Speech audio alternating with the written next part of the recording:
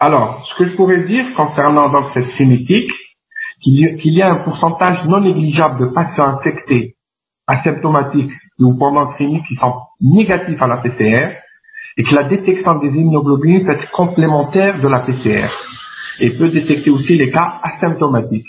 Donc, si on veut être théorique, si on veut rester théorique, si on combine la PCR aux anticorps, on est à peu près à une sensibilité de 100%. Plusieurs travaux l'ont démontré, les trois tests, si on combine les trois tests, la sensibilité de diagnostic augmente à 100%. Alors, le virus détecté seulement par les tests moléculaires au début, bien sûr, premier et deuxième jour, avant l'apparition des symptômes. Et la détectabilité du virus dans les prélèvements par écoullant, elle décroît, ça j'ai dit. Le virus descend plus profondément dans les poumons où les patients guérissent et élimine le virus. C'est pour ça qu'au fur et à mesure, la PCR se négative. Alors, si on doit faire des tests sérologiques, il est recommandé de faire les deux anticorps, parce qu'il faut interpréter une cinétique ensemble, donc il ne faut jamais faire IgM seul ou IgG seul. Le plus important, c'est de faire les deux immunoglobulines à la fois. Alors, autre chose, quand on parle d'une apparition d'un anticorps, il faut parler, en fait, la réalité, c'est un jour médian de séroconversion. Et les taux des anticorps et la chronologie d'apparition des anticorps, elles varient grandement pour les patients. C'est vrai qu'on dit en moyenne entre 6 et 7 jours. Il y a certains patients qui peuvent faire apparaître très tôt les anticorps, 4e jour. Il y a d'autres un peu plus tard. Parce qu'il y a une grande variabilité entre patients et on parle d'un jour médian de séroconversion. Bien sûr, ça j'ai dit aussi qu'il faut détecter simultanément les deux isotypes d'immunoglobulines, c'est-à-dire les IgG et les IgM. Alors, comment interpréter tout cela? Dans un meilleur monde, dans les meilleurs des mondes, nous pouvons faire les trois tests, c'est-à-dire la recherche de l'ARN viral et les tests sérologiques IgM IgG. Alors, quand on a une PCR positive avec une sérologie négative, c'est bien sûr le début d'infection, on est dans les premiers jours d'infection, une très grande contagiosité, et les personnes, qu'elles soient symptomatiques ou non, nous avons cette situation. Ensuite, on peut avoir une PCR positive avec seulement des IgM, on est dans la phase précoce, c'est-à-dire dans les 6, 7, 8 jours de la maladie. Et quand on a les trois positifs, c'est-à-dire la PCR, IgM, IgG, c'est la phase active de l'infection.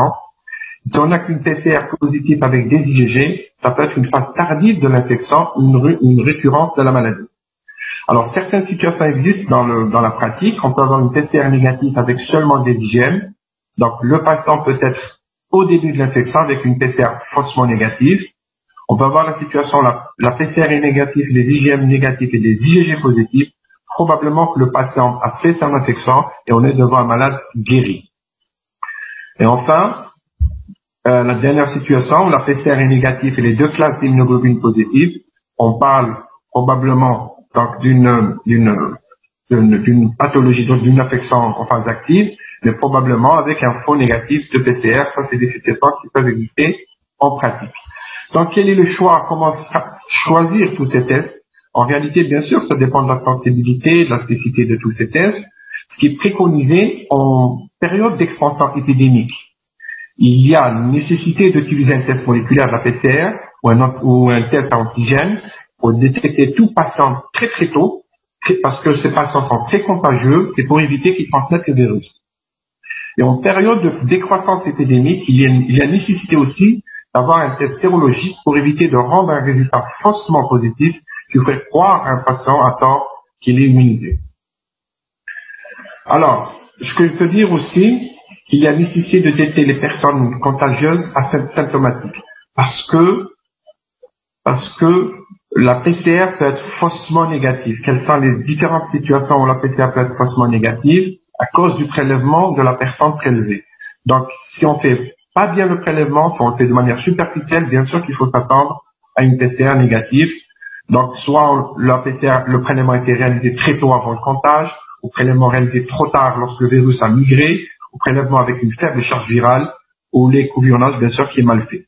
La deuxième cause d'une PCR négative, c'est la technique elle-même. Au sens large, la charge virale est très faible, problème lié, par exemple, à la phase préanalytique, les conditions de conservation de l'échantillon, la durée, problème lié à la phase analytique. Il faudrait savoir que ces kits PCR, c'est vrai que la technique, elle est très sensible, mais il y a un ensemble de kits PCR qui sont fabriqués chaque jour par différents fournisseurs. Il faudrait vérifier les performances analytiques de tous ces tests PCR qui sont sur le marché.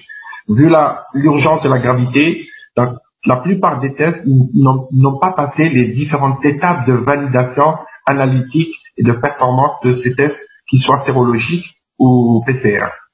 Bien sûr qu'il peut exister bien sûr des vrais faux négatifs liés aux réactifs. Donc je disais qu'il y a maintenant des kits de PCR qui sont très mauvais ou de tests sérologiques. Donc il faut toujours évaluer ces tests, qu'ils soient PCR ou sérologiques.